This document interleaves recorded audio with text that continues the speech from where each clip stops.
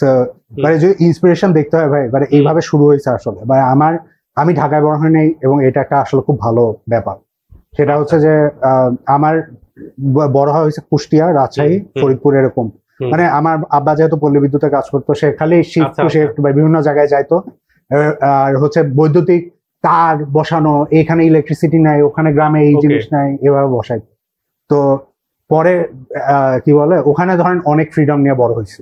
তারপরে ঢাকায় আসছি, আবার চাকরি হয়েছে কই, বিএফডিসি। তো আমারে নিয়ে গেছে এফডিসি, হ্যাঁ, বাংলাদেশ ফিল্ম ডেভেলপমেন্ট কর্পোরেশন, যেখানে ঢালিউড ফিল্ম বানানো হয়।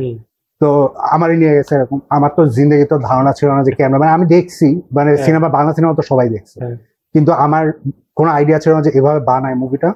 হ্যাঁ, তো আমি গেছি ওই দিন, রিয়াজ, শাবনুর, ওরা দুইজন এরকম দূরে দাঁড় করাইছে। তো ওইটার ঠিক পাশে যেখানে শুট করতেছে, ওইটা ঠিক পাশে কেন্দ্রীয় জেল। হ্যাঁ, কিন্তু যেহেতু ক্যামেরা এখানে ফোকাস করা, কেউ দেখতেছেও না যে ওখানে জেল। অনেকটা ইয়ের মতো ভাই, আমরা ছবিতে মানে কমিক্স আঁকার সময় লেয়ারের পিছে কারসাজি রাখি না, এই বিল্ডিংটা আসলে হাফ আঁকা, কিন্তু এর বাইরে কিছু নাই। হ্যাঁ, মানে ওরা ওইভাবে করে সেট করছে। তো আমি ছোট মানুষ, আমি ক্যামেরায় দেখি যে বৃষ্টি হচ্ছে না, ওরা একটা রেইন মেশিন নিয়ে আসছে, বৃষ্টি পড়তেছে, ওরা গান নাই। হ্যাঁ, মানে ওরা গান মুখস্থ করে আসে নাই। তো ওরা করছে কি, একটা ওই যে ক্যাসেট প্লেয়ারে ওই গানটা ছাড়ছে, ক্যামেরা ঠিক বাইরে 2 ইঞ্চি দূরেও হবে না, প্যান করলে এরকম দেখা যাচ্ছে ওই ক্যামেরা, ওখানে গানটা ছাড়ছে। এরপরে রিয়াজ আর শাবনুর ওই বৃষ্টির মধ্যে জাস্ট কত হবে এতটুকুর মধ্যে ওরা ড্যান্স করতেছে। এবং যখন ফিল্মটা এডিটেড হচ্ছে, মানে ওটা তো ক্যামেরাম্যান মানে ডিরেক্টর দেখতেছেন, তো ওখানে ফিনিশ প্রোডাক্টটা মানে একটা ম্যাজিক্যাল আনকাট একটা জিনিস। আমি যখন ছোটবেলায় দেখছি, আমার ব্রেন উড়ে গেছে, আমি এইটা কেমনে হইলো। হ্যাঁ ভাই, তো তখন আর কি একজন বলছে আমাকে যে এভাবে অ্যানিমেশন হবে। তখন তো আরো বড় সারপ্রাইজ যে কেমনে সেটা সম্ভব। আমার মা এটা আমাকে প্রথম বলছে, আমি অ্যানিমেশন দেখতেছি হা করে, তো আমার মা বলছে যে এটা কেমনে করছে রুম্মা। আমি বলছি যে আমি জানি না কেমনে করছে। তখন আমার মা বলছে যে এটা হাতে আঁকা। আমি তো তখন পুরো একটা বাচ্চা মানুষ, আমি বেয়ারলি একটা খাতায় আঁকতে পারি। আমি ওই আর্ট দেখে আমি জাস্ট লাইক ধ্বংস, যে কেমনে একটা মানুষ এত সুন্দর আঁকতে পারে, কেমনে এটা করতে। আমি তখন যদি জানতাম যে ওরা কত আসলে নুয়ান্স আছে ওই কাজটায়, আমি হাল ছেড়ে দিতাম। কিন্তু এত ডেপথ। আচ্ছা, না এখন তো অলরেডি মানে আমি এই ব্যাকগ্রাউন্ডে কিন্তু আমি জানতাম না। এটা একটা দারুণ ব্যাপার যে এই ইনফ্যাক্ট এই আড্ডাটার আমি সবচেয়ে বেশি যেটা মানে এনজয় করি, যে আমার নিজের প্রচুর লার্নিং অন্যদের সম্পর্কে, এগুলি হয়তো এমনিতে আমাদের আলোচনা করা হয়েছে। রাইট ভাই, এটা সবসময় আসলে আসেও না আলোচনায়। আর আমার মনে আছে যে কোনো এক কারণে তন্ময় ভাই ইয়ে করতে চাইছিল ফেসবুকে, বিএফডিসি তে। তখন আর কি সে আমার সাথে একবার কথা বলছে, এছাড়া আমার কারোর সাথে এটা নিয়ে কথা বলে। যে আমার বাবা এখানে বিএফডিসি তে কাজ করে, বা আমার এরকম বাংলা সিনেমা দেখা হয়েছে, আবার আপনি যদি দেখেন মানে অনির্বাণ দেখেন, ওখানে বাংলা সিনেমার ইন্সপিরেশন খুবই স্পষ্ট, যে ঘুষে আইছে ঢিসুম ঢিসুম ঢিসুম, যে একোটা আছে ওইটা আমি নাফি দুইজন কথা বলে আমরা এগ্রি করছি। কারণ আমাদের কাছে মনে হয় যে অন্য সব মানুষের কাছে কিন্তু এই জিনিসগুলো খেয়াল, যে এস্থেটিক্স, হ্যাঁ, এই এস্থেটিকটা কিন্তু বাংলাদেশের নিজস্ব না। সেটা হলো, এটা ওরা পাইছে হলো চাইনিজ মুভি থেকে, চাইনিজ অ্যাকশন ফিল্ম থেকে। তো এটা বাংলাদেশ কিছু জিনিস ওদের নিচে, এখান থেকে কিছু নিচে, ওখান থেকে কিছু নিচে, এটা দিয়ে হাইব্রিড একটা নতুন জিনিস হয়েছে। আমাদের এখানে আমাদের এখানে যে নায়ক জসিম, তার জেমস গ্রুপ, আমি একটা ইন্টারভিউ, তাদের মেম্বারের ইন্টারভিউ বা একটা রিভিউ পড়ছিলাম, এবং এটা সাউন্ড সো ফানি বাট এটা অরিজিনাল। সেটা হচ্ছে যে জেমস গ্রুপ প্রথম বাংলা সিনেমায় ভিশুমাইক শব্দটি সংযোজন করে। রাইট ভাই, হ্যাঁ এক্স্যাক্টলি। এবং ছোটবেলায় আমি এটা লিখতাম যে ভিশুমাইক, ভিশুমাইক এরকম আর কি। হ্যাঁ, রাইট রাইট। এনিওয়ে, আচ্ছা আমি একটু পজ দেই, যারা এখনো বুঝতে পারতেছে না যে এবার ইন্ট্রো নাই কেন, সেটা হচ্ছে আমরা একটা নতুন অ্যাপ্রোচে ট্রাই করছি। কারণ আমরা সাথে কথা বলতেছিলাম, তখন রেকর্ডিংটা শুরু হয়ে যায়। তো এটা অ্যাজ ইউজুয়াল সাপ্তাহিক যে ঢাকা কমিক্স আড্ডা আমরা বলি, উইদিন কোট আড্ডা, তো এটা ইনফর্মাল আমরা নিজেদের কথোপকথনই। এবং আজকে আমাদের সাথে আছেন Fahim Anjum Rumman, one and only. আপনারা সবাই তাকে চেনেন ঢাকা কমিক্সে। যারা মফিজউদ্দিন ভাইয়ের বাইরে তো কথাই নাই। এই মুহূর্তে তো চন্দ্রাবতী মনে হয় বেরোচ্ছে, ফ্যান্টাস্টিক কাজ, যেটা আমরা বের করতে পারি নাই। আমরা মানে এটা দুর্ভাগ্য, কারণ আমাদের অনেক ধরনের আচ্ছা এখনো সুযোগ আছে। বুম কমিক্স এটা বেরোচ্ছে। আর এর বাইরে একটা দারুণ ইউনিভার্স সে তৈরি করছে, যেটা যদি তাকে যা বট অ্যাগেন্স্ট হিউম্যানিটি, এটা আমরা পরে তার পেজ লিঙ্কটা দিয়ে দিব। সেখানে গেলে দেখতে পাবেন যে প্রচুর অ্যানিমেটেড কন্টেন্ট, এবং পুরোটা আমার জানা মতে 80 to 90% নিজে এক হাতে করা হয় এরকম। হ্যাঁ ভাই, মানে প্রায় 80%। আর বাদ বাকি ভয়েস অ্যাক্টিং অন্যর মানুষজন, এডিটিং আরেকটা মানুষ, তারপর সাউন্ড ডিজাইন একজন আছে, যে খালি সাউন্ড ইফেক্টস গুলো অ্যাড করে, যে ব্যাকগ্রাউন্ডে বাতাস টাতাস এগুলোর আওয়াজ। সো এটা অ্যামেজিং, আমরা এটা নিয়ে কথা শুনবো আজকে, এবং যারা অ্যানিমেশন করেন তারা এই কাজটা দেখলে বুঝবেন যে কতটা টিডিএস। এটা একটা সেল মানে ড্রয়িং বেসড অ্যানিমেশন, মোশন না। মোশন, হ্যাঁ। সো এটা যারা টেকনিক্যাল পার্টটা বোঝেন, এবং ইউনিভার্সের আমার পার্সোনালি যদি বলি যে খুব ইন্টারেস্টিং লাগছে যে টাইমলাইন এবং এটা যে একটা, এটা কি বলে আমি ঠিক জানি না জনরাটাকে, এটা কি মেটাফিকশন মানে রিয়েল কি বলে এটাকে, যে অল্টারনেট ইউনিভার্স, মানে অল্টারনেট ইউনিভার্স স্টোরি, যেটা মফিজুদ্দিনও দ্যাটস রাইট। ওরা যেহেতু একই ইউনিভার্সে হয় সেটাই।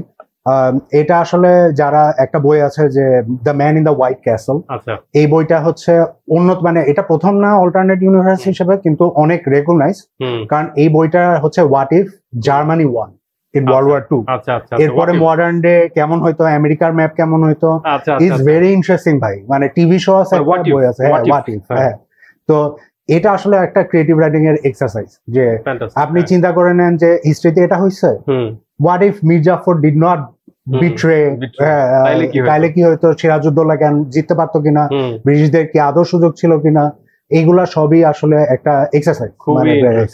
Sound so interesting. আমার জানা মতে এটা আমাদের এখানে যে ব্রিটিশ ইনভেশন টাইমলাইনটা নিয়েই তোমার এই কাজ, এবং মফিজউদ্দিন এই, এবং এটা সম্ভবত অনির্বাণ ইউনিভার্সের এইটা সম্পর্কে তুমি যদি বলো যে কিভাবে ভাবলা, কেন ব্রিটিশ টাইমলাইনটা নিলা, এবং সামনে তোমার প্ল্যানটা কি অ্যানিমেটেড যে কন্টেন্ট গুলি করতেছো, এটা যদি আমাদের একটু বলো। হ্যাঁ, এটা একটু অনেক এলাবোরেট। এটার একটা ব্যাপার হচ্ছে যে আমার মানে সবসময় হিস্ট্রি নিয়ে একটা অবসেশন ছিল, যে কারণ যারা ক্রিয়েটিভ রাইটিং আমরা করি, কমিক বুক পড়ি, আমাদের কিন্তু লিমিটেশন আছে যে আমরা কতখানি জানতে পারি। আর বেশিরভাগ সময় দেখা যায় যে আমরা যেসব স্টোরি পড়ছি সেগুলো আগেও ভাবা হয়েছে, করা হয়েছে। তো আমি আর কি ভাবতেছিলাম যে যেমন আমাদের দেশের ওয়েস্টার্ন বই, যেটা Kazi Anwar Hossain Chowdhury, rest in peace, উনি অনেক অসাধারণ মানে ট্রান্সলেশন করছেন বইগুলার। তো আমি দেখছি যে বাংলাদেশে এত পপুলার ভাই, এই জনরাটা কেমনে আমরা মানে নিজেদের বানাইতে পারি, কারণ এই জনরাটা আসলে কিন্তু ওদের না, এটা সামুরাই জনরা থেকে ওরা ধার করছে। আবার যখন প্রথম ওয়েস্টার্ন মুভি যেটা ওই যে আকিরা কুরোসাওয়া ভাই, সমগ্র যে ওয়েস্টার্নের ট্রোপ ওগুলো সব ওনার মুভি থেকে নেওয়া হচ্ছে। আচ্ছা, যেমন সেভেন সামুরাই অনেক ইন্সপায়ার করছে, এরকম একটা ব্যাপার শুনছিলাম। এটা আছে, যেমন ভাই আপনি কখনো দেখছেন একটা শট যে ওয়েস্টার্নে যে কোমরে পিস্তল থাকে, ফোরগ্রাউন্ডে যে আছে ও দাঁড়ায় আছে, দূরে আরেকটা মানুষ দাঁড়ায় আছে কোমরে পিস্তল দিয়ে, এই সিনটা কাটানার দিয়ে যদি আপনি চিন্তা করেন, ওইটা আরো বেশি মেক সেন্স করে কম্পোজিশন ওয়াইজ, কারণ স্কোয়ার থাকে এবং দুইজনের ডিভিশনটা ভালো থাকে। কাটানাটা এটাকে ব্রেক করে, হ্যাঁ, মানে কাটানাটা প্যারালালি থাকে, দুইজন কাটানাটা এইভাবে ধরে থাকলে মানে প্যারালালি থাকে, খুব সুন্দর লাগে। তো আকিরা কুরোসাওয়া ওইটা আনছে প্রথম, এবং ওরা ওইটাকে ধার করছে। এবং যে প্রথম ভাই ওয়েস্টার্ন মুভি বানাইছে, যে আপনি দেখছেন সম্ভবত for a fistful of dollars, the good bad and the ugly, এগুলো কিন্তু অনেক আগের মুভি। এবং এটা যে বানাইছে সার্জিও লিওন, উনি কিন্তু আমেরিকান না, উনি ইটালিয়ান। এবং এই মুভিগুলা সব ইটালিতে বানানো হয়েছে, স্পেনে বানানো হয়েছে, কিন্তু এটা আমেরিকান ওয়েস্টার্ন। এটা আমি জানতাম না। আরে ভাই আরো অসাধারণ ব্যাপার আছে সেটে। খালি যে মেইন নায়ক, ও অ্যাক্টরের নাম ভুলে গেছি, উনি এখনো বেঁচে আছে, কিন্তু উনি 90 ইয়ার্স ওল্ড। তো উনি ছাড়া ইস্টউডের কথা বলতেছেন নাকি? ক্লিন্ট ইস্টউড, হ্যাঁ, ক্লিন্ট ইস্টউড, রাইট ভাই। ক্লিন্ট ইস্টউড ছাড়া সেটে কেউ ইংরেজি পারে না, সবাইকে ডাব করে বসানো হয়েছে। হ্যাঁ, কারণ সবাই স্প্যানিশ বলে, কারণ সবাই স্প্যানিশ ইটালিয়ান, আর সবকিছু শুট করা হয়েছে স্পেনে, কারণ স্পেনের অনেকগুলা জায়গা দেখতে আমেরিকার পাহাড়ের মতো, তো ওখানে গিয়ে করছে। হ্যাঁ, এরপরে এই জিনিসটাকে নাম দিচ্ছে ওরা স্প্যাগেটি ওয়েস্টার্ন, কারণ ইটালিতে স্প্যাগেটি পপুলার, এখান থেকে স্প্যাগেটি ওয়েস্টার্ন আসে। হ্যাঁ, সো ভাই বুঝতে পারতেছেন যে আমেরিকান ওয়েস্টার্ন আসলে একটা হোক্স। হ্যাঁ, মানে এটা আসলে অন্যদের কাছ থেকে বড়। হ্যাঁ, এমনকি আমেরিকান যারা কাউবয়, ওরা আসলে সবাই সাদা ছিল না, বেশিরভাগই ছিল ব্রাউন আর ব্ল্যাক। রাইট ভাই, এটা আসলে আমাদের যেভাবে উপনিবেশ করে আমাদের গল্পগুলো হারাই ফেলা হয়েছে, ওদেরকেও এটা করা হয়েছে। যেমন আমরা, আপনি specially white supremacy kind of like. হ্যাঁ, আপনি যেরকম, আমরা যখন অনেক ছোট ছিলাম, মানে এটা অ্যাকচুয়ালি আমার বাবা মা যখন ছোট ছিল, তখন একটা রেডিও শো হইতো, এটার নাম হচ্ছে লোন রেঞ্জার। তো কমিক্সও আছে, এবং আছে একটা মুভি আছে যেখানে জনি ডেপকে দিয়ে। তো খুবই শকিং, লোন রেঞ্জারের যে মেইন ক্যারেক্টার, যার বেসিস, যার উপরে বেসিস করা ব্যাস রিভস, সে হচ্ছে ব্ল্যাক ম্যান একটা, অথচ লোন রেঞ্জার ক্যারেক্টারটা একটা সাদা মানুষ, ওর অ্যাসিস্ট্যান্ট একটা নেটিভ আমেরিকান। ঠিক আছে, বুঝতেই পারতেছেন এখানে আসলে কোথায় চেঞ্জটা হয়েছে। এবং এটাতে আসলে একটা বড় ক্ষতি হয়েছে, সেটা হচ্ছে যে আমেরিকানরা এখান থেকে সরে গেছে, যে আইডিয়াটা যে ব্ল্যাকরাও তার ল এর সাইডে, বা ব্যাস রিড সে কিন্তু কখনো ক্রাইম করে নাই, সে একটা শেরিফ, সে ক্রিমিনালদেরকে ধরতে সাহায্য করে, কিন্তু এই জিনিসটাকে ওরা সরাই দিছে। তো আমি তখন এই জিনিসগুলো যখন পড়ছি, যেমন ভাই আপনি মনে হয় দেখছেন কোয়েন্টিন ট্যারান্টিনোর একটা মুভি আছে কল জ্যাঙ্গো আনচিল্ড, ওইটা হচ্ছে ব্যাস রিভস এর উপরে, ঠিক আছে, কারণ ব্যাস রিভস ওরকম দেখতে, এবং ব্যাস রিভস এর স্টোরিটাকে ওরা আর কি একটা ফেরি টেল স্টোরি শেরিফটাকে কিনে নিয়ে রাইট ওকে ফ্রি করে দেয়। কিন্তু ইয়েতে মানে ব্যাস রিভস ইন রিয়েল লাইফ সে কখনো স্লেভ ছিল না, এবং সে ফ্রি ম্যান ছিল, এবং তার এই ধরনের কোনো ভেঞ্জেন্স নাই, মানে সে খুবই নোবল অ্যাজ আ পার্সন, একটা নাইটের মতো। তো উনি আসলে ওই আমেরিকার ললেসনেস অনেকখানি দখল করতে সাহায্য করছে। তো যাই হোক, আমি উনার গল্পটার পরে আমার তখন মনে হয়েছে যে বাংলাদেশ এটা কেমন করা পসিবল। ফানিলি না, আমেরিকা আর বাংলাদেশ বা ভারত মহাদেশ, পাকিস্তান, এরা সবাই আমরা একই কমন এনিমির কাছ থেকে আমরা ভিক্টরি ডে পাইছি, কমনওয়েলথ, সেটা হচ্ছে ব্রিটিশ এম্পায়ার, দুইজনকে এরকম দখল করছে এবং ওদের দুইজনের কাছ থেকে আমরা স্বাধীনতা পাইছি। তখন আমার মনে হয়েছে এই জিনিসটা আমি কেমনে এই জিনিসটাকে ব্যবহার করা যায় না। তখন আমার মনে হয়েছে যে অ্যাকচুয়ালি যখন আমেরিকার ওয়েস্টার্ন পিরিয়ড চলে তখন ব্রিটিশ অকুপেশন ছিল বাংলাদেশে। সো কেউ যদি এরকম একটা ওয়েস্টার্ন ক্যারেক্টার হতে চায়, they can easily become that.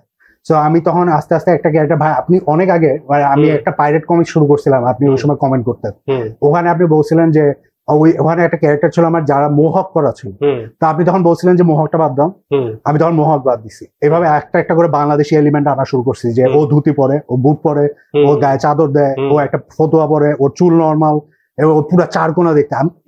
ওর যে মেইন ক্যারেক্টারটা, অনির্বাণের যে মেইন ক্যারেক্টারটা, আমি রাস্তায় লোককে দেখছি। মানে আমি একদিন একটা জায়গায় ওয়েট করতেছি একটা মসজিদের চিপায়, তখন আর কি দেখি যে সামনে দিয়ে একটা মানে জাস্ট একটা লেবার তার কাছে সে আর কি ফিরতেছে, মাথাল দেয়া না, কিন্তু সে মানে তার ফেস স্ট্রাকচারটা এরকম পুরা স্কোয়ার ভাই, সে একদম হার্ডকোর আয়রনের তৈরি, মানে লোহার তৈরি পুরোপুরি, এবং সে আমার দিকে 2 সেকেন্ডের জন্য তাকাইছে, and I was like, এই লোকটা হচ্ছে মেইন ক্যারেক্টার, এই লোকটা হচ্ছে মেইন ক্যারেক্টার, হ্যাঁ, জাস্ট এত তার মধ্যে ওই ভাইবটা এত ছিল। আর আমি সবসময় এটা বিশ্বাস করি যে কোন নায়ক নায়িকার থেকে মেইন রাস্তায় সাধারণ মানুষ থেকে একটা নায়ক নায়িকা খুঁজে বের করা ভালো, কারণ এটা আমাদের বেশি রিপ্রেজেন্টেটিভ। আমি যখন গ্রামে যাই, বেশিরভাগ মানুষই এত মানে আমাদের শহরের মানুষের মতো লুতুপুতু না, তারা স্ট্রং, একদম মাসল আর বোন সবকিছু হলো, মানে যে যেভাবে আঁকতেন, ওনার নাম জানি কি, আমি এখন ব্ল্যাঙ্ক করতেছি, কিন্তু আমাদের গ্রাম্য আর্টিস্ট সুলতান, হ্যাঁ এস এম সুলতান, রাইট, এস এম সুলতান যেভাবে আঁকেন ওইটা অনেক এক্সাজারেটেড,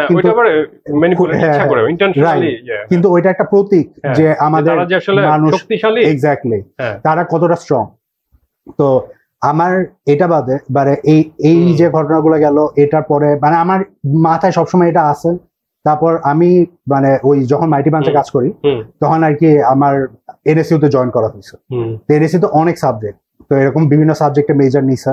তো আমাদের ওখানে যেটা মেজর ছিল বা আমাকে করতে বলা হয়েছিল, সেটা হলো পোস্ট কলোনিয়াল বা সাবকন্টিনেন্টাল লিটারেচার, যে এই মহাদেশের মানুষ ইংরেজিতে অন্যদের ব্যাপারে কি লেখে, হ্যাঁ মানে এবং এই উপমহাদেশের মানুষজন যখন ইংরেজিতে লেখে, সাধারণত ওরা লেখে হয় ব্রিটিশদের সময় এবং তার পরন্ত সময়, যে কিরকম ছিল ওই সময়, এখন কিরকম, আগে সামনে কিরকম হবে, এগুলা।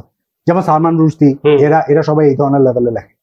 তো ওরা দেখা গেছে যে এই যখন এই গল্পগুলো নিয়ে লেখে, তখন তারা তাদের নায়ক, তাদের টোন এত সুন্দর এবং ফেরিটেল ওয়েতে মানে অনেক আনঅ্যাপোলজেটিকলি করে, যেটা আমার কাছে খুব ভালো লাগে। যে আমি একটা এক্সট্রিম জিনিস বানাচ্ছি, এটাতে আমার ভাল লাগছে, মানে আমি আমার নিজের এলিমেন্ট আমি অ্যাড করে দিলাম, বাংলা সিনেমা ঢুকাইছি, ওয়েস্টার্ন ইস্টার্ন এলিমেন্ট ঢুকাইছি, সামুরাই এলিমেন্ট ঢুকাইছি, এগুলো সবই পুরো ব্লেন্ড, মানে যা যা কালচার আমাদের ব্রিটিশ পিরিয়ড, সবচেয়ে চ্যালেঞ্জিং কোন পার্টটা ছিল ডিজাইন অ্যাসপেক্টে যদি বলি? হ্যাঁ ভাই, ডিজাইন তো আমি করছি অনেক বছর ধরে, ধরেন একটা একটা করে আমার কাছে সময় ছিল, আমি অনেক আগে থেকে প্ল্যান করছি যে এখন থেকে ধরা যাক 10 বছর পরে এই আইডিয়াটা কোথায় যাবে, আমি সেইভাবে শুরু করছি। 20 বছর বয়স যখন আমার, তখন একটা ছোট ছোট করে কাজ করছি, মানে কারণ ডিজিটাল আর্টের লিমিটেশন ছিল আমার।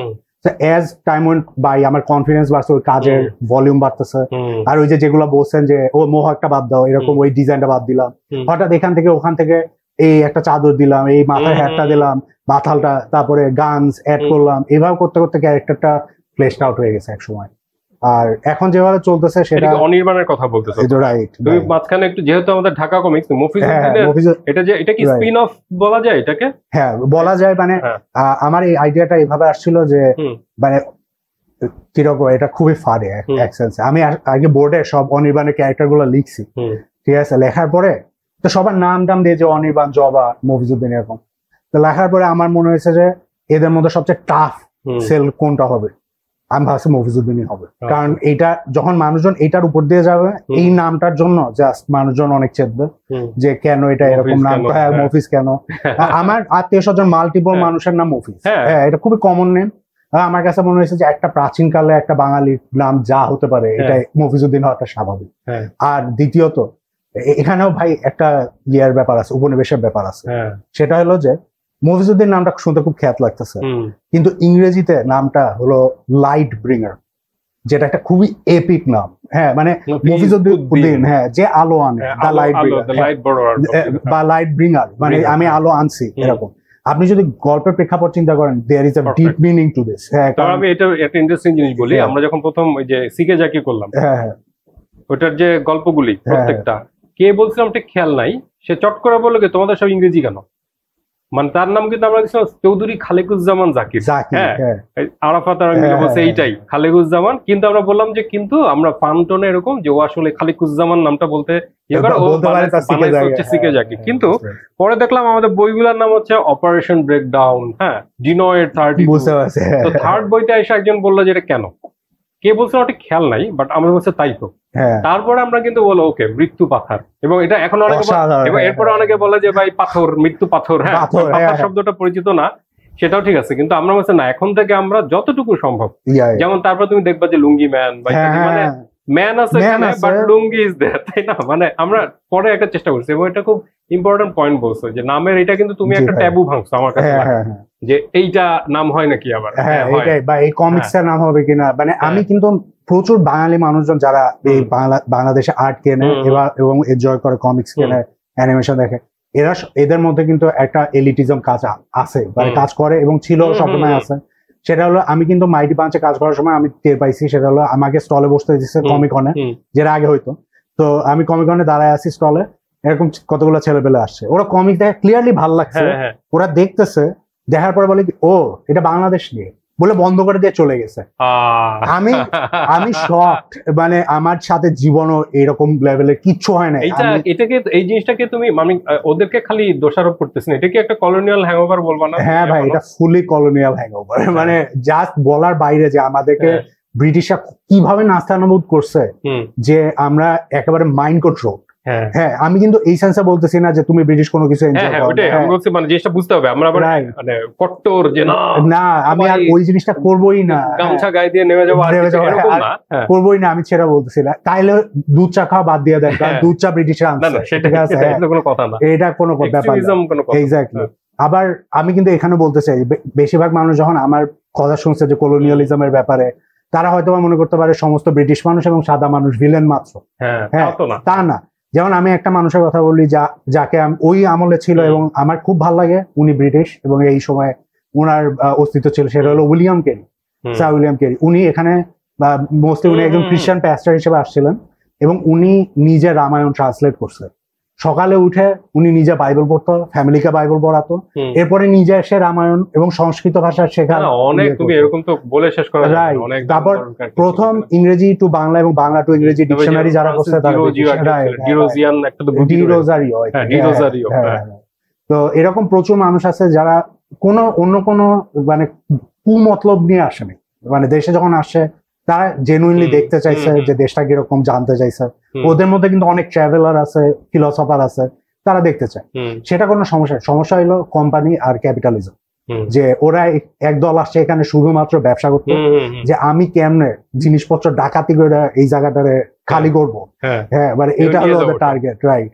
যে এই জন্যই মাঝে মাঝে যখন কথা উঠে যে ব্রিটিশ মিউজিয়ামে যা আছে ফেরত দিয়ে দেন, ওদের দেখবেন ওরা চেতে যায়, ওরা রেগে গেছে। এই কেন? কারণ ওরা মনে করে যে আমার মিউজিয়াম খালি হয়ে যাবে। ওরা এত দেশ থেকে ডাকাতি করছে আর চুরি করছে। এখানে একটা আমি ট্রিক খাটাইছি, সেটা হলো আমি একটা ইজি টার্গেট চুজ করছি, কারণ আমি জানতাম যে কেউ যদি দেখে যে ব্রিটিশ এনিমি, অনেক দেশের মানুষ এই জিনিসটা পছন্দ করবে। হ্যাঁ, এখানে কমন জিনিস, কমন শত্রু। আমি ভাবছিলাম আরেকটা মজার ব্যাপার যে অনির্বাণ হবে হচ্ছে মিনা অফ ভায়োলেন্স। হ্যাঁ, মানে যে মিনা, এটা আপনি অনির্বাণের উপরে আপনি চাইলে হিন্দি ডাব করে দিতে পারেন, তামিল ডাব করে দিতে পারেন, উর্দু ডাব করে দিতে পারেন, everyone can enjoy this and then think like আমার সময় এই ক্যারেক্টারটা ছিল এবং ও এখানে ছিল এবং ওইভাবে চলতে পারে। কারণ সোসাইটি অনেক মিক্স ছিল, যে এখানে যেভাবে আমরা বিহারি মানুষ এখন একটা খুবই রেয়ার, যে আমাদের মুক্তিযুদ্ধের জন্য এখানে থেকে গেছে, কিন্তু যখন সমস্ত উপমহাদেশ এক ছিল তখন সবাই স্প্রেড। হ্যাঁ, সবাই বিভিন্ন মানুষ বিভিন্ন জায়গায় ছিল এবং এই ধরনের কোন একটা দেশই তো ছিল, এক্স্যাক্টলি এক ল্যান্ডস্কেপ, এক মানে এবং এটা যে কত বড় একটা মানে কি বল পলিটিক্যাল গল্প, সেটা আসলে আমি ওইটা ইউজ করতে চাইছি যে এখানে অনেক কিছু হওয়া পসিবল। যেমন আমি কিন্তু বলিও না কখনো যে এই সময়ে ঢাকা শহর দেখতে কিরকম। তোমার এই বিষয়ে আমি আসতেছিলাম, তুমি একবার আমাকে বলছিলা যে একদম নিয়ার যেটা অতীত ওইটা নিয়ে না করে আরেকটু আগে গেলে মেবি কিছু লিভারেজ পাওয়া যায়। কারণ পার্সোনালি ব্রিটিশ আমলের সাথে আমরা ওইভাবে অতটা হয়তো কানেক্টেড না, কিন্তু উই নো যে হ্যাঁ ওরা এগুলা করছে, এগুলা হইছে। সো ফিকশন করার জন্য মেবি এটা বেটার টাইম এক্স্যাক্টলি। এবং আরো বলবো যে যত অতীতে যাওয়া যায় আপনি তত অতীতে যাইতে পারেন, কোনো সমস্যা নেই। আপনি চাইলে রাজেন্দ্র স্টোরি নিয়ে করতে পারেন।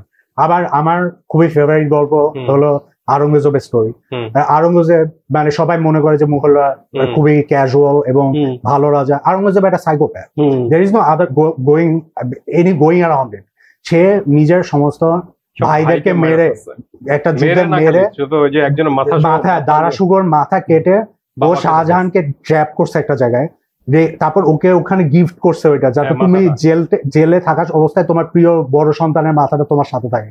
মানে ও এত হেটফুল মানে। এবং এইটা একটা বড় ব্যাপার যে আমরা যেমন হিস্ট্রি যখন পড়ি এবং দেখি, আমাদের একটু গোল্ডেনাইজ করার একটা টেন্ডেন্সি আছে যে আমরা আগের সময় অনেক ভালো ছিলাম।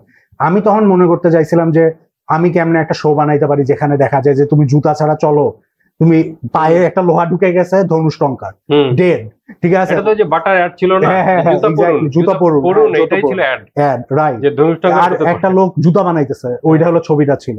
তো এটা এরকম মানুষজনকে কিন্তু পুরো আনতে হয়েছে। আরেকটা বড় ব্যাপার কি যে মানুষজন এই সেন্সটা হারাই ফেলছে যে আগে কি ছিল। কারণ অনেক মানুষ মনে করে ও আমরা মডার্ন টাইমে, যেমন ভাই এটা শুনলে খুব অবাক হবেন, অনির্বাণ এপিসোড 2 তে আছে এবং আমি এটা ওই জিনিসটা বানানোর সময় আমি খালি রিসার্চ করে দেখছি। সেটা হলো ঢেউটি 1800 সাল থেকে আছে। হ্যাঁ, মানে ইন্ডাস্ট্রিয়াল এরা শুরু থেকে। সো আমি যখন ওখানে একটা চায়ের দোকান বানাইছি, আমি তো ঢেউটিন দিয়ে বানাইছি। তখন হঠাৎ করে আমার এডিটর গাজী রাফি সে বলে কি এই ঢেউটিন কি ছিল? হ্যাঁ, ঢেউটিন কি ছিল? আমরা তখন সাথে সাথে গুগল করছি, তো আমি জানতাম না ঢেউটিনের ইংরেজি নাম কি, ওটা হচ্ছে করোগেটেড টিন। হ্যাঁ, তো আমি দেখছি যে করোগেটেড টিন তাহলে 1810 এ প্রথম বানানো হয়েছে এবং ওয়ার্ল্ড ওয়াইড শিপিং শুরু হয়েছে 1825। তো ভাই ঢেউটিন ছিল না, কিন্তু জাস্ট নর্মাল টিপা আয়রন যেটা হচ্ছে জাস্ট ফ্ল্যাট এন্ড। হ্যাঁ, তো ওরা ওই জিনিসটা ছিল। তারপরে বন্দুক যেরকম রিভলভার, অটোমেটিক ওয়েপেন ছিল না। সো অনির্বাণে কখনো মেশিন গান আসতে পারবে না, ঠিক আছে। কিন্তু মেবি মানে যদি আমরা সামুরাই লেভেলে চলে যাও, মেবি তোমার কিছু ইন্সপিরেশন এখান থেকে ছিল, ঠিক শিওর না ভাই। এখানে লিওয়ে আছে, সেটা হচ্ছে কি যে আমি যেটা বলতেছিলাম, আমরা কিন্তু দেখাইনি ঢাকা কিরকম। আমার প্ল্যানটা হচ্ছে যে এই অল্টারনেট ইউনিভার্সে ঢাকা হলো স্টিম পাঙ্ক, মানে বড় ব্লিম্প আছে, সব স্টিমে চলে, খুব ফিউচারিস্টিক এবং একটা বড় ডিসপ্যারিটি আছে। কারণ অনির্বাণে এখন পর্যন্ত স্টোরি যেখানে হয়েছে সেগুলো সব গ্রাম বাংলায়, সব সুন্দর সবুজ, অনেক ব্যাকগ্রাউন্ড আঁকাটা ইজি, রাইট। হ্যাঁ, ব্যাকগ্রাউন্ড আঁকা ইজি, কিন্তু ভাই স্টিম পাঙ্কে ব্যাকগ্রাউন্ড আঁকা ইজি, কারণ সব ধোয়া। হ্যাঁ, ব্লারি এবং কিছু র্যান্ডম গিয়ার হুইল টুইল দিয়ে দিলে মোটামুটি চলে যাবে। সব লুপে চলতেছে, বুঝছেন, সব লুপে চলতেছে। আর ঘোড়া আঁকা লাগে না, সবকিছু হলো মেশিন। মানুষজন পায়ে হাঁটতেছে, পা দেখানো লাগে না। তো এরকম সবই চাকা। হ্যাঁ, মানে আপনি যদি জাপানিজ অ্যানিমেশন দেখেন, ওরা মডার্ন সময়ের যেই দিনকাল ওখানে যে অ্যানিমেশন প্রিন্সিপাল ইউজ করে, আর মানে একটা স্টিম পাঙ্ক ওয়ার্ল্ড দেখাইতে যে অ্যানিমেশন প্রিন্সিপাল ইউজ করেছে, কোনো পার্থক্য নাই, জাস্ট কসমেটিক্স। হ্যাঁ, মানে ওইটা ড্রয়িং টেকনিক একবার বুঝে গেলে সব এক। তো এই ইউনিভার্সে এক্সপ্লোর করতে করতে এবং অন্যান্য ক্যারেক্টার দেখতে দেখতে আমার হঠাৎ মনে হয়েছে যে আচ্ছা, এখান থেকে র্যান্ডমলি একটা ক্যারেক্টার ব্যাপারে কমিক্স করা ভালো। তো আপনি স্বাভাবিকভাবে ভাবতেছেন যে এটা হবে মফিজউদ্দিন, কিন্তু আমি আঁকছি চন্দ্রাবতী আগে। এবং চন্দ্রাবতীতে মফিজউদ্দিন আগে ছিল, এবং আমার যেই সব ফ্রেন্ডরা চন্দ্রাবতী পড়ছে ওদের অনেকের ফেভারিট ক্যারেক্টার ছিল মফিজউদ্দিন। এবং ওরা সবাই বলতেছিল আমাকে যে ও তুমি আগে মফিজউদ্দিন লেখো, হ্যাঁ মানে ওইটা করে ফেলো, যেহেতু এটা হয়ে গেছে তুমি এটা লিখে ফেলো। আমি তখন মফিজউদ্দিন আঁকছি, ভাই 2 পেজও আঁকা হয় না, আপনি কন্ট্যাক্ট করে আমাদের বলছেন যে কমিক্স করে ফেলো। হ্যাঁ, তো এইটা খুব স্মুথলি হয়েছে। আর অ্যানিমেশনে ওইটা আঁকতে আঁকতে তখন আমি এটা আপনাদেরকে দেখাই নাই, কিন্তু আমার অ্যাকচুয়ালি একটা মফিজউদ্দিনের অ্যানিমেটেড ট্রেলার আছে। আচ্ছা, হ্যাঁ মানে ফুললি আমরা পাই নাই কেন? হ্যাঁ, অনির্বাণ ভাই এটার ব্যাপার আছে, অনির্বাণ স্টাইলে পুরা সাদা কালো, এবং এটা করতে আমার প্রায় 6 মাস লাগছে। কিন্তু ব্যাপার হচ্ছে একসময় এত কমপ্লিকেটেড হয়ে গেছে, কারণ মফিজউদ্দিন যেভাবে ড্রয়িং করা এটা আসলে 3D রেন্ডারিং ছাড়া সম্ভব না। আমি এটা আবিষ্কার করছি ব্ল্যাক এন্ড হোয়াইট, হ্যাঁ যেভাবে করছি আমি লাইটিং করছি, আমি এমন ভাবে করছে বলতে গেছিলাম যেন অন্য কেউ করছে, আমি করছি, হ্যাঁ এখন আমি সাফার করতেছি। তো আমি ওইটা অ্যানিমেশন করতে গেছি, আমি জাস্ট প্রত্যেকটা সেকেন্ডে আমার মনে হচ্ছে এখানে কালার থাকলে ভালো ছিল, এখানে কালার থাকলে ভালো ছিল। তারপর আমার খুব খারাপ লাগছে, কিন্তু I had to stop that project. তো ওইটা যখন থামাইছি, ওখানে কিন্তু কিছু সিন আমি অন্যান্য ট্রেলারে ব্যবহার করছি, যেমন মফিজউদ্দিনের একটা সিন আছে যে একটা বাসার উপরে জুম ইন করে, তো ওই সিনটা অনির্বাণে আছে যে বাসার উপরে এভাবে জুম ইন করে। ওই রকম আমি এলিমেন্ট মাঝে মাঝে ফিরে আনি, যে আগে অ্যানিমেশন করছি একটা, এই আমি আবার আনলাম। তো অ্যানিমেশন করার সবচেয়ে বড় সমস্যাটা হলো যে আমি যেহেতু একা অ্যানিমেটর, অনেক মানুষ বলে যে আমি করব, কিন্তু আমি জানি যে মানে করতে গেলে ধৈর্য থাকবে না আর কি। হ্যাঁ মানে করতে হলে প্রথমে যেগুলো করতে হবে সেগুলো হবে খুবই বেসিক, যেমন ফ্ল্যাট কালারিং এগুলো, কারণ আপনি যদি প্রথমে ইন বিটুইন দেন কাউকে, they are going to have a really rough time. আবার মানুষকে কমিউনিকেট করাটাও খুবই ডিফিকাল্ট, কারণ অনেক মানুষের স্টাইল হয়তো বা আমার প্রেফার স্টাইল না। তো আমি এটা তাকে বোঝানো খুবই ডিফিকাল্ট যে আপনার বেসিক্যালি স্টাইলের চয়েসটা স্যাক্রিফাইস করতে হবে, হ্যাঁ স্যাক্রিফাইস করতে হবে, বা আপনাকে মানে এটা মেনে নিতে হবে যে এইটাতে হচ্ছে না আপনি। তো এটা খুবই হার্শ। আর এই দুটা করার পরে আরেকটা বড় ব্যাপার হলো, ধরেন 6 মাস লাগে জাস্ট ড্রয়িংটা শেষ করতে, মানে ফ্রেম বাই ফ্রেম আঁকতে। হ্যাঁ, তো আমি অ্যানিমেশনটা করলাম। তুমি একা করতেছো বলে, যদি আমি সরি যেমন ওয়ার্ল্ড ওয়াইড কিন্তু অ্যানিমেশন ইন্ডাস্ট্রি আমাদের এখানে যদিও একটু ডিফিকাল্ট হবে, কারণ এত গুড হ্যান্ডস একসাথে পাওয়া কঠিন, কিন্তু সেই ক্ষেত্রেও কি এটা তোমার মনে হয় যে মোর প্র্যাকটিক্যাল হয় যদি একটা গ্রুপ অফ আর্টিস্ট যারা মোটামুটি একটা স্টাইল গাইড মেইনটেইন করতে পারতেছে, ইন বিটুইন গুলি করতেছে, কিছু তোমাকে হয়তো ছাড় দিতে হবে, কিন্তু সেইভাবে তোমার আসলে প্ল্যানটা কি? তুমি একাই পুরোটা করতে চাও না? মানে এটা আমি জানতে চাচ্ছি। আমার ফিউচার পিচটা হচ্ছে এরকম যে to make a certain amount of episodes, তারপরে হয় অ্যাডাল্ট সুইম, নয় কার্টুন নেটওয়ার্ক, নাহলে একটা চ্যানেল তাদেরকে পিচ করা। কারণ ওরা জেনারেলি যেটা করতেছে এখন, মানে যারা জানে না, in case YouTube is the biggest shot you ever have, ঠিক আছে? ইউটিউব থেকে লাস্ট কার্টুন নেটওয়ার্ক এবং অ্যাডাল্ট সুইমের 4-5টা show they chose from there, ঠিক আছে? মানে ওরা এইভাবে ওয়াইল্ডলি ট্যালেন্ট হান্ট করতেছে, এবং মানুষ যদি চিন্তা করে দেখে অ্যানিমেশন আসলে এর থেকে বেটার স্কোপ নাই, কারণ এমনিতেও মানুষ যখন ওরা অ্যানিমেটর হায়ার করে, বেশিরভাগ অ্যানিমেটরই হচ্ছে দেশে বাইরে, মানে আমেরিকার বাইরে, সো কোরিয়া, ইন্ডিয়া, এইসব জায়গা থেকে আসে, রাইট? তো এখন ওরা এমন ভাবে মানে সবকিছু প্ল্যান করতেছে যাতে আপনার সাথে দেখা না করলে আসলে কোনো ইস্যু না। তো আমার প্ল্যানটা এই জন্যই ছিল যে ধরেন আমি একটা গোলা আমি মেইন গাইডটা বানাই দিলাম, যে 2-3টা এপিসোড এরকম আছে, একজন ওখান থেকে একটা বাইবেল বানালো, তারপর ওইটা আরেকটা ছোট স্টুডিও কাউকে দিল, এভাবে করে আমরা 5-6টা এপিসোড বানালাম, বা একটা মুভি যেটা আর কি এই ওয়ার্ল্ড বা এই স্টোরিটা একটা কমপ্লিট স্টোরি বলতে পারে যে এই ওয়ার্ল্ডটার ব্যাপার। এটা হলো প্ল্যান। আর আলটিমেটলি যেটা সরি সবারই টার্গেট, সেটা হলো to make money, to make profit finally. হ্যাঁ, ফাইনালি।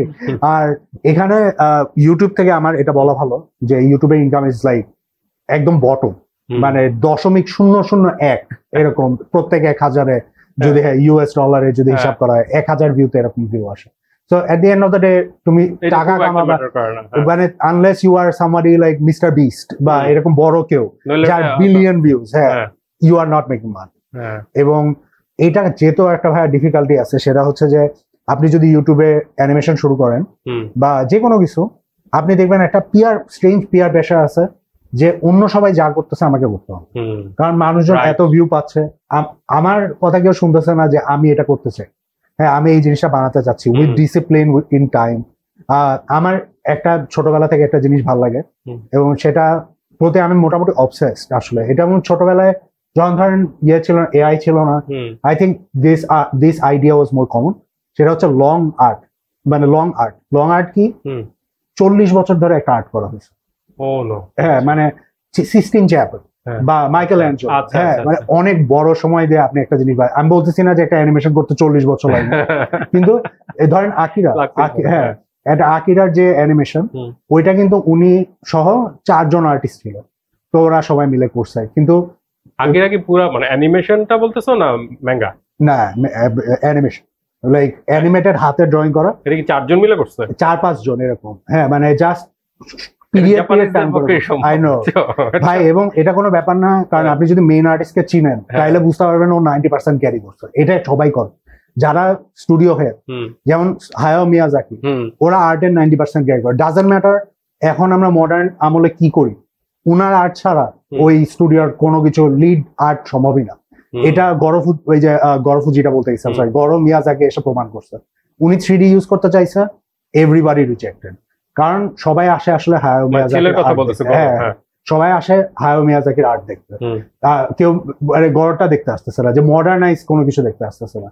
তো এই কনসেপ্টটা আসলে খুবই ভুল, যে ও আচ্ছা আমার সব ঝকঝকে এবং মডার্ন হলে জিনিসটা ভালো লাগবে। ভাই মানে আমার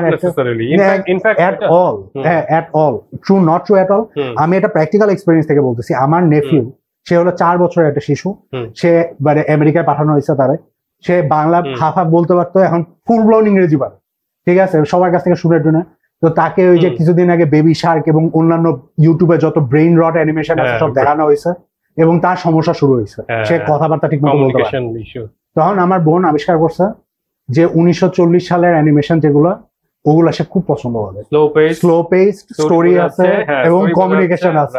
এরপর বাচ্চা কথা বলা শুরু করছে, ঠিক আছে, মানে সে ওই কার্টুন ক্যারেক্টার গুলো কথা বলা দেখতে দেখতে ও ক্যাচ আপ করতেছে যে ওরা কি বলতেছে, ও কি করতেছে, ও সব মুখস্থ। কারণ এই যে বেবি শার্ক, কোকোমেলন, এগুলো তো জাস্ট মিউজিক লুপ, ওখানে আসলে কমিউনিকেশন কিছু নাই। একটা ক্যারেক্টার যখন মিনা, আমরা ছোটবেলায় মিনা দেখছি, মিনা যখন বলতেছে এক অক্ষে এক, আমরা দেখতেছি যে একটা মুরগি আছে, 2 2 4, 4টা মুরগি, হ্যাঁ আমাকে যে ও মুখে বলতেছে, আমি দেখতেছি। একটা বাচ্চা যে ওই জিনিস প্রসেস করতে পারে না, মুরগি কি, ফার্ম কি, গোনা কি, ও বুঝতেছে যে ও মাই গড চুরি হয়েছে একটা, ঠিক আছে, মানে ওখানে কোনো সন্দেহ নাই। এবং ওই এই যে আইডিয়াটা এইভাবে যে ডেলিভার করা হয়েছে, এটা আসলে মডার্ন বা পাস্ট বলে কিছু নাই, এবং আপনি যেভাবে ইচ্ছা আপনি ওভাবে করতে পারেন, এটা আপনার ব্যাপার। এবং এই যে আমার নলেজটা এখানে আসছে, এটা আমার জন্য খুবই বড় ইন্সপিরেশন ছিল, যে আগের মাস্টাররা এখনো ফেলিয়ার না, মানে তারা এখনো পাওয়ারফুল এবং স্ট্রং। এবং আমার যেটা ধারণা, স্পেকুলেশন, সামনে এরা আরো বেশি ভ্যালুয়েবল হবে। ভাই এরা হবে হচ্ছে এখন যেভাবে আমরা সিস্টিন চ্যাপেল দেখি বা মোনালিসা দেখি, আগের ডিজনি লেভেলের অ্যানিমেশন হবে হচ্ছে ওই লেভেলের আর্ট, কারণ ওরা এতজন মানুষ বসে দেখছে। ভাই ওইগুলা যে মুভি বানানো হয়েছে, ওইটার উপরে ডকুমেন্টারি মুভি আছে, যে সবাইকে এমনি বসে আঁকছে, একটা মানুষ বসে খালি কমলা কালার করতো, ঠিক আছে, খালি ওর কাজ হচ্ছে খালি কমলা কালার করা প্রত্যেকটা সিনে, একটা মানুষ খালি একটা ড্যাশ লাইন রাখে এইভাবে।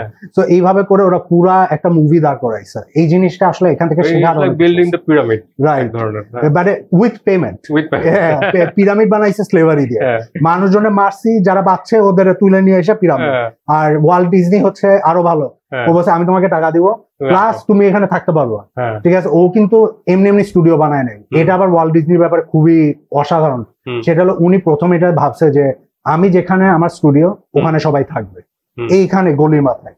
তো ওখানে বাসা বানানোর পর তার মনে হয়েছে এখানে তো হসপিটাল নাই, হসপিটাল বানানো লাগছে, একটা স্কুল বানানো লাগছে, একটা পুরা কমিউনিটি সে দাঁড় করাই ফেলছে ওখান থেকে, এবং তার নিজের শহর বানাইছে যেটা হলো ডিজনি ওয়ার্ল্ড বা ডিজনি ল্যান্ড। আর ওখান থেকে এইভাবে করে আসছে। সো খুবই ক্রেজি, অ্যানিমেশনের হিস্ট্রি খুব ক্রেজি। এবং আর কিচ্ছু না, ওয়াল্ট ডিজনি বা মিয়াজাকি বা মানে এদের এক একজনের স্টোরি বললে মনে হয় যে কি বললাম, কি এটা কিভাবে সম্ভব, হিউম্যানলি কিভাবে পসিবল। আমার এটাও মনে হয় যে এখন মডার্ন যারা আর্টিস্ট, যারা ইয়াং আর্টিস্ট, তাদের আসলে এত ওভারওয়েলমিং প্রেজেন্স, যে এতগুলো আর্টিস্ট চয়েস বোঝাটা আসলে খুবই ডিফিকাল্ট, যে আমি আসলে কোথায় শুরু করবো। স্যাচুরেশন এইটা বুঝে ওঠা খুবই ডিফিকাল্ট, যে আমি কোত্থেকে শুরু করবো। আমার একটা সাজেশন, আমি এটা বলে আমরা করি যে ধরো ইয়াংদের প্রতি, ধরো যেমন তোমারটা অনেকে উনি একা একা করে যাচ্ছে, একের পর এক করে যাচ্ছে, এইটা কিন্তু অনেকে ভাবেও না বা করা যায়। তো তোমার ধর কেউ যদি কমিক্স, গ্রাফিক নভেল বা তুমি যেই কি বলে মানে থিয়ারে কাজ করো, লেখালেখি, ক্রিয়েটিভ রাইটিং, এভরিথিং তুমি এক হাতে করতেছো, এরকম কেউ করতে গেলে তোমার সাজেশন কি হবে তার প্রতি? আমার suggestion don't try this at home. মানে তোমার অন্যান্য আশেপাশে আর্টিস্ট থাকা ভালো, কারণ ওই ক্ষেত্রে যেটা হবে না সেটা হচ্ছে হ্যাঁ মানে আমি বলতেছি না যে ল্যাপটপ এক্সপ্লোড করবে এবারে একা একা অ্যানিমেশন করতে গেলে, কিন্তু যেটা হবে যে যখন তুমি ফেল করবা ইনএভিটেবলি তখন ভেঙে পড়বা রীতিমতো, কারণ তোমার মনে হবে যে এতগুলো মানুষ পারতেছে আমি পারি না কেন, কারণ আমরা কিন্তু ইনস্টাগ্রামের এই যে everything gets complicated like that. যখন ইনএভিটেবলি তুমি ফেল করবা তখন তোমার মনে হবে যে আমি কেন পারলাম না, এবং ইনস্টাগ্রামে এত মানুষ কেন পারছে বা ফেসবুকের মানুষ কেন পারছে। হ্যাঁ, তো আমি যেটা শুরু করছিলাম এবং আমার মনে হয় এটা একটা জেনারেলি গুড প্র্যাকটিস, সেটা হচ্ছে যে তুমি শুরু থেকে শুরু করবা, যে কত অতীতে যাওয়া যায়, যে মানুষ আর্ট করছে, কমিক্স করছে, অ্যানিমেশন করছে, হ্যাঁ গুহাতে দরকার হলে চলে যাও, এমনকি গুহা আমলেও অ্যানিমেশন ছিল। হ্যাঁ মানে মানুষ ল্যান্টার্ন নাড়ায় পাথরের ছায়া খেলাতে অ্যানিমেশন করা হতো। তো মানুষজন খুবই ইনোভেটিভ, এবং ওই যে একটা বেসিক আছে না যে ওই গুহাতে কেমনে আলোর খেলা দিয়ে ওরা অ্যানিমেশন করছে, ওখান থেকে অনেক কিছু শিকার আছে। ঠিক আছে, একটা ভালো আর্টিস্ট জানে যে ওখান থেকে কত কিছু তুমি শিখতে পারবো। রাইট, আমি বলবো ব্যাকে যাওয়া।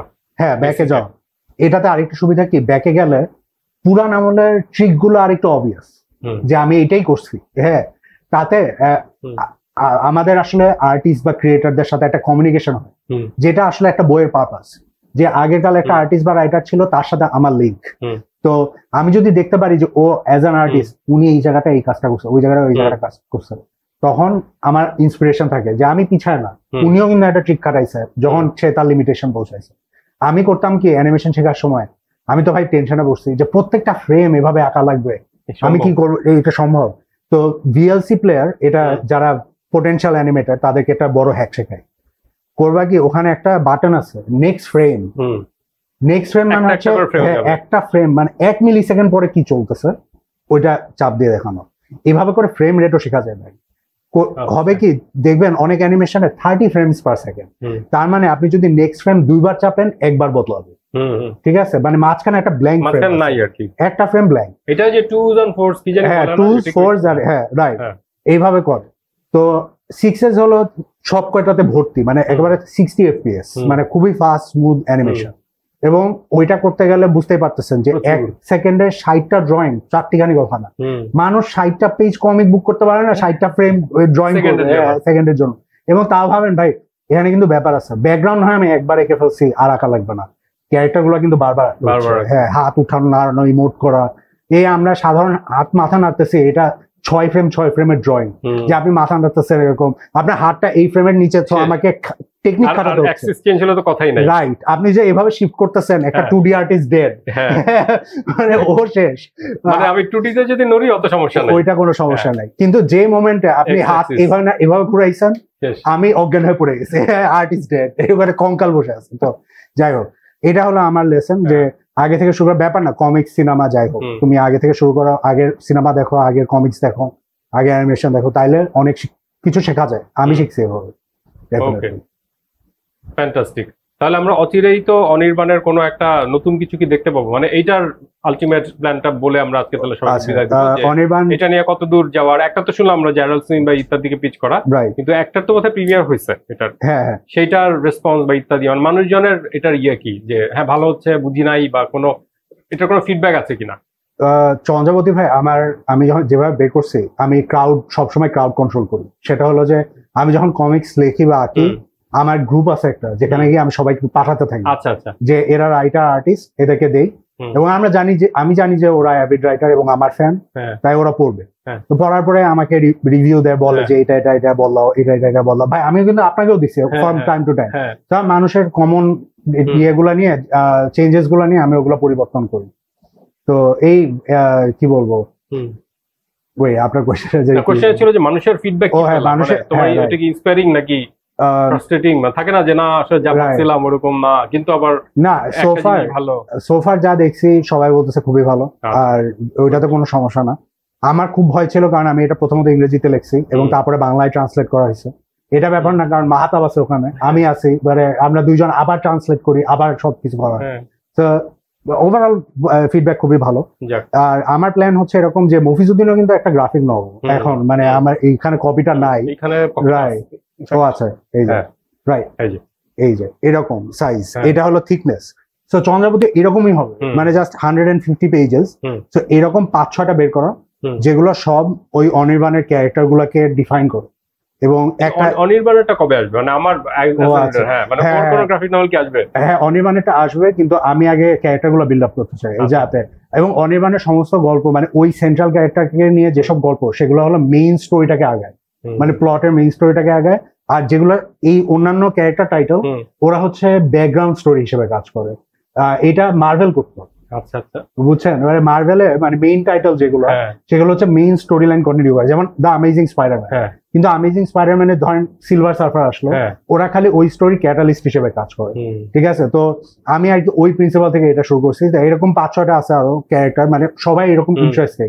একটা আছে জবা, যে হচ্ছে আপনি মনে দেখছেন ভাই আপনাদের একটা ক্যারেক্টারের সাথে খুবই সিমিলার, মাসেল খুবই বাস্কুলার এবং লম্বা চড়া, এবং ওর কুড়াল আছে। তারপর একটা ক্যারেক্টার আছে যে হচ্ছে কাইন্ড অফ লাইক ওই আমলের একটা সুপার হিরো, মানে সে রাতের বেলা মাস্ক পরে, সে বেসিক্যালি একটা জমিদার ব্রুস ওয়েনের মতো, এবং সে রাতের বেলা ঘোড়া নিয়ে সে বের হয় যে ইনজাস্টিস থামাইতে, কারণ ওই সময় ডাকাতি হইতে মানুষের সাধারণত কোনো ডিফেন্স নাই। এবং এই ক্যারেক্টারটা রিয়েল লাইফে যে পার্সন, ওই পার্সনের আইডেন্টিটিটা বলে দিলে আসলে ক্যারেক্টারটা পুরো নষ্ট। হ্যাঁ বলতেছিল এই জন্য, কিন্তু ওই ক্যারেক্টারটার পার্সোনাল আইডেন্টিটিটা তাকে থামায় যে দিনের বেলা সে এটা করতে পারবে না, বা সে একটা সোলজার হতে পারবে না। সো সে রাতের বেলা এরকম সুপার হিরোর মতো গিয়ে সে মানে মানুষের ক্রাইম সলভ করে বা ক্রাইম ইয়ে করে। এবং মুভিজ ওদের মধ্যে একটা ক্যারেক্টার যে আর কি এটাতে কন্ট্রিবিউট করছে। এটা হলো আমি বলবো না এটা জাস্টিস লিগ, এটা আরো অসাধারণ একটা জিনিস আছে, সেটা হলো the league of extraordinary gentleman. আমার খুবই ফেভারিট ভাই, এই কমিক্সটা এত চমৎকার, এবং ড্রয়িংটা কেমনে জানি খুব ভালো, মানে কি হয়েছে এখানে ভাই পুরান কমিক্সের স্টাইলে করা, একদম অনেক আগের স্টাইলে। এটাকে বলা হতো এই যে ডক্টর জেকেল ক্যারেক্টারটা যা তা করছে, বাপ রে বাপ। ওখানে ডক্টর জেকেল মিস্টার হাইডের ক্যারেক্টারটা, মানে ডক্টর জেকেল যখন মিস্টার হাইড হয় না, সেটা মুভিটা অত জমে না আমার কাছে। হ্যাঁ, বাট যারা কমিক্সটা পড়ে নাই তারা যদি মুভিটা দেখে ভালো লাগবে, ভালো লাগবে, দে উইল এনজয়। তারপরে কমিক্স পড়তে যান, আরো ভালো লাগবে। কিন্তু কমিক্সটা আরো গোর লাগছে আমার কাছে, ডার্ক।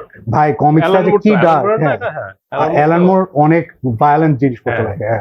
তো যাই হোক, আমার আইডিয়াটা হচ্ছে এরকম যে the league of extraordinary gentleman, যে সবার লিমিটেশন, আমাদের যেসব কালচারাল এলিমেন্ট, যেমন মফিজুল দিনকে কি করছে, একটা জিন ধরছে, সে তার এফ্লিকশন খুবই কালচারাল। আমরা যেটা মনে করি যে গ্রামের একটা লোক, তার কোনো ধরনের সমস্যা আছে, দেয়ার ইজ সামথিং রং, মানে এটা হয়তো বা সায়েন্টিফিক একটা এক্সপ্লেনেশন আছে তার কোনো, কিন্তু অন্যান্য ক্যারেক্টার ক্ষেত্রে এটা খুবই স্বাভাবিক। যেমন অনির্বাণ, ওর ক্যারেক্টারের সমস্যা হচ্ছে ও বেসিক্যালি মানে ওর ওসিডি আছে ভাই। হ্যাঁ, তো ওর একটা ক্লক আছে, আপনি খেয়াল করছেন কখনো? অনির্বাণ অ্যানিমেশনে দেখায় যে 10,000 ঘন্টা। সেটা হলো কি যে আমি এটা আমার আসলে এই এআই টাইমের স্টুডেন্ট, হ্যাঁ এই এআই টাইমের মধ্যে আমি একটা আর্টিস্ট হয়ে এটা আমার পার্সপেক্টিভ। সেটা হচ্ছে যে তুমি কেন শিখবা, কারণ কথায় আছে যে একটা কিছু তোমার ভালো হইতে তোমাকে 10,000 ঘন্টা শেখা লাগবে। অনির্বাণ যখন প্রথমবার এক হাতে বন্দুক নিছে, বোতলে গুলি লাগাইতেও পারে নাই, মিস করছে। তখন ওর পাশে যে ট্রেনার জামান, সে বলছে যে তুই 10,000 ঘন্টা গোলাগুলি কর 2 হাত দিয়ে ধরে, তারপরে তুই দেখ তুই 2 হাতে 2 পিস্তল দিয়ে ধরে গুলি করতে হবে। এবং আমি তাই দেখাইছি যে যখন ফ্ল্যাশব্যাক করে মডার্ন টাইমে আসছে, এটা কি ওয়ান পাঞ্চ ম্যানের যেমন 10,000 পুশ আপ, এটাকে বলে ভাই জাস্টিফিকেশন, যে আমি কেমনে জাস্টিফাই করলাম আমার ক্যারেক্টারটাকে, যে ও কেন এটা। শুধু এটাই না ভাই, এটার মধ্যে অনেক ইন্টারেস্টিং জিনিস আছে, সেটা হলো যে ফ্ল্যাশব্যাক। আমি 10,000 ঘন্টা 5,000 ঘন্টায় আমি যদি যাই, সেটা তো অতীতে। তো আমি ওইটা দেখাতে পারি যে অনু যখন আরো ইনএক্সপিরিয়েন্স ছিল, ওর ডিসিশন কেমনে একটা খারাপ ডিসিশন ছিল, এবং মডার্ন টাইমে এসে হাউ হি ইজ বেটার, এখন ও একটা শিক্ষা পাইছে। হ্যাঁ, সো ও এটা পারে। এবং এখানে আরো কমপ্লিকেশন আছে যেটা আমি এখনো দেখাইনি, সেটা হলো 10,000 ঘন্টা আছে খালি বন্দুক যুদ্ধে, ও কিন্তু বই পড়তেছে, এটা ওর একটা ক্যারেক্টার। তো ইভেনচুয়ালি ওর একটা ক্যারেক্টার ট্রোপ আসে যে আমি কত ঘন্টা বই পড়ছি এবং কত ঘন্টা ওর একটা স্কিল ইয়ে আছে, যেহেতু আমি আর্টিস্ট, অনু হচ্ছে যেখানে যায় ও ড্রয়িং করে, মানে ওর এটা হলো কমিউনিকেশনের ওয়ে। তো ও হচ্ছে একটা পাহাড় দেখলো, ওইটা আসছে, তো ওর মাথায় তখন ওইটা আসছে 10,000 ঘন্টা। ঠিক আছে, তো প্রথম 10,000 ঘন্টায় ও যে পাহাড়টা আঁকছে সেটা খুবই খারাপ এবং হাস্যকর। হ্যাঁ, তো ওইটা একটা আর্টিস্টকে দেখাইছে, যে ওই আর্টিস্ট দেখে বলছে যে তুমি আঁকতে থাকো, হ্যাঁ সব হয়ে যাবে। কিন্তু যখন ওর ক্যারেক্টারের শেষে আসে এবং ও একটা সত্যিকার পাহাড় আঁকে, তখন আসলে মানুষ বুঝতে পারবে যে আচ্ছা, মানে he has gone through that journey, সবকিছু প্যারালালি চলতেছে। 10,000 আওয়ার, ফ্যান্টাস্টিক। তো খুবই ভালো একটা আড্ডা হইলো এবং অনেক কিছু জানলাম। সবাই আমি জানি যে যারা অলরেডি ফলো করেন, হ্যাঁ সেটা তো জানেনই। যেমন আমি পার্সোনালি সবচেয়ে গ্রাফিক্যাল কাজ এবং খুবই মানে আমার কাছে লাগে যে আর্টিস্টদের একটা বিষয় থাকে যে ডিসিশন নেওয়া, যে স্ট্রোক হবে কি হবে না, ডিজাইন। কিন্তু ওর ড্রয়িং আমি পার্সোনালি এটা বলতেছি যে এই ধরনের ব্যাপারটা খুব কম, খুবই জানে যে he knows what is doing, এরকম একটা কম্পোজিশন, একদম ক্লিয়ার কাট কম্পোজিশন এবং অ্যাঙ্গুলার শেপ ডিজাইন ইত্যাদি, অ্যানাটমি কি নাই। আর স্টোরি টেলিং তো যারা পড়ছেন জানেন, যারা পড়েন নাই পড়তে পারেন, না পড়লেও সমস্যা নাই। আমরা তার অনির্বাণ অ্যানিমেশনের কিছু লিঙ্ক ইত্যাদি ওর সঙ্গে পোস্ট করে দিব। এবং আমার ধারণা এটা নিয়ে আজকে আড্ডাটা শেষ হলো না, আরো বড় করে, যেমন টেকনিক্যাল ডিটেইল আমরা বলি না যে ক্লিপ স্টুডিওতে কিভাবে করা হয়, এগুলো নিয়েও যদি আপনি ইন্টারেস্টেড হন জানাতে পারেন। যে আমরা অলরেডি একটা ক্লাস করেছি, একটা বেসিক আছে, আপনারা যদি চান এরকম অনলাইন ক্লাস আরেকটা আমরা করতে পারি ইজিলি। অ্যানিমেশনের আপনার যদি যারা আঁকেন তারা আরো ইজিলি করতে পারবেন, যে অ্যানিমেট করার জন্য আমরা কি কি। আর মনে আছে ভাই আমরা কি করছি, আমরা 5 মিনিট একটা বাস অ্যানিমেশন করা দেখাই। হ্যাঁ ওইটাই অনেকে বলছে ভাই দরকার নাই, আমি আর পারবো না, বাট এটা খুবই সুন্দর ছিল। রাইট, অ্যানিমেশন যদি একবার বুঝেন যে কিরকম, কোনো ভয় পাওয়ার কিছু নেই, ইটস জাস্ট সময় বেশি লাগবে। এক্স্যাক্টলি, এটা ওকে। আরেকটা ব্যাপার হলো যে অ্যানিমেশনে আপনি যদি ম্যাজিশিয়ান হন বেটার। হ্যাঁ, আর্টিস্টের থেকে একটা ম্যাজিশিয়ান হওয়া ইম্পর্টেন্ট অ্যানিমেশনে, বা একটা ইলিউশনটা কত ইজিলি ক্রিয়েট করা যায়। এটা মুভির ব্যাপারেও বলে সবাই, যে মুভিতে তোমাকে একটা আর্টিস্ট হতে হবে না, just be a good magician. হ্যাঁ, যে সব কয়টা জিনিসপত্র কেমনে খাপে খাপে তৈরি করো, একটা যে নাই আবার দেখা চমকানো। এই যে ক্যারেক্টারটা, আমি তো ওর নাম জানছি এই সিনেমা যখন শুরু হয়েছে, আমি ওর সিনেমা শেষে আমি কাঁদবো কেন, ও মারা গেছে তাই, কোনো কারণ নেই। হ্যাঁ, মানে এটা জাস্ট একটা ম্যাজিক ট্রিক, একটা ইলিউশন। সো গেট বেটার একটা magic trick. Okay, alright, bye everyone, by.